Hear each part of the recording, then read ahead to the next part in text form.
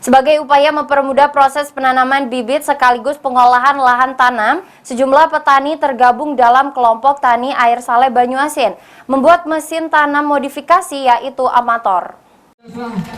Bapak Bupati Banyuasin, Bapak Haji Asfalani, Sarjana Hukum.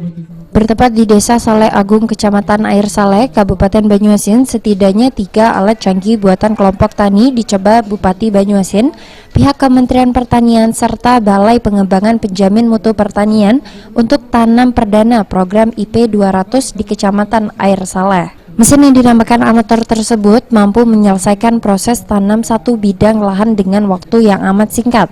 Mekanisme mesin ini sendiri unik, di mana lahan terlebih dahulu dapat diolah, kemudian ditanam bibitnya melalui tabung yang berputar, namun memang amator hanya cocok untuk beberapa jenis karakter lahan. Modifikasi ya? Iya. Hasil dari modifikasi petani sini atau gimana? Dari petani sini Pak, yang modifikasi itu PPL Bapak Raharjo. Itu susah nggak pakainya? Untuk saat ini bisa Pak, untuk lahan seperti ini bisa dapat kering.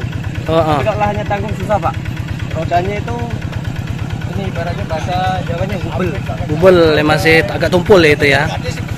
Ini untuk berapa lama 1 hektar pakai alat ini? Tergantung Pak, kadang bisa sampai 1 jam. Ya kondisi lahan Pak. Kondisi lahan ya. Tapi terbantu pakai ini. Terbantu Pak. Yang pertama kan lebih hemat bibit.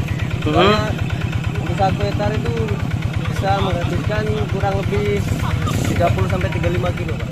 Oke.